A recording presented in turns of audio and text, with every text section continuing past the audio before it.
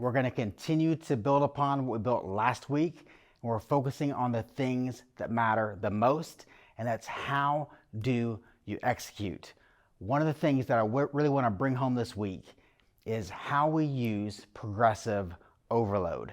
Now, what I want to do is I want to reframe your thought process on how we view this term. Traditionally, progressive overload is seen as increasing the amount of weight, and it's the amount of weight that dictates your success. And by success, I mean increases in strength and in muscle growth. The problem with this term is that this makes everybody focus on the term load. But this should have been renamed from the get-go, because it's not the load that matters. And that's not even what this term means. So what I want to teach you in this program is how we actually use the term progressive overload for what it means, and then how you can reframe this to maximize every single lift that you do. Because when you understand this, this gives you complete control of your workouts. Now, how do we manipulate progressive overload to maximize each and every workout? Well, this is how we do this. We play with these variables: the mind-muscle connection, how you actually move the weight that you're trying to move, what muscles are working. So today, we're thinking about how do we activate your chest muscles and make your chest move the load that you're moving that helps maximally stimulate those muscles. We also are focused on the amount of time that your muscles are under tension for.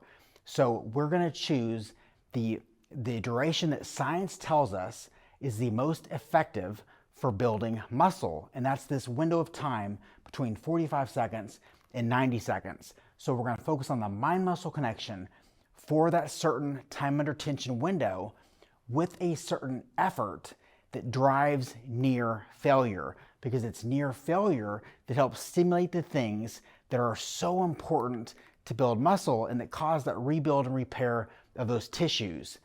That's what progressive overload means. It's overloading the system, creating max challenge for the system to stimulate the things that matter the most. It's not about the weight, because we know if you go to Crunch Fitness, you can do 10 shitty reps and not have even overloaded your muscles.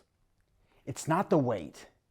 It's about the things that matter the most: time under tension, effort, mind-muscle connection, taking yourself near failure with good exercise mechanics.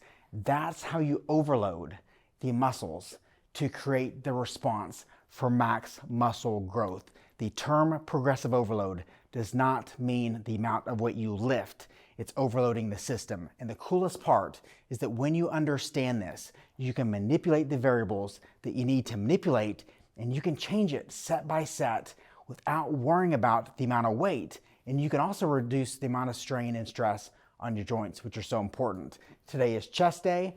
I want to go over really quick what we're going to do today. We're going to start with a dumbbell press. I'm going to go over how to position yourself to maximally engage your chest in the best position for your shoulder. And then we're going to go over a Smith machine incline press, very similar to last week. I'm going to go over some in-depth mechanics. Make sure you watch that entire video.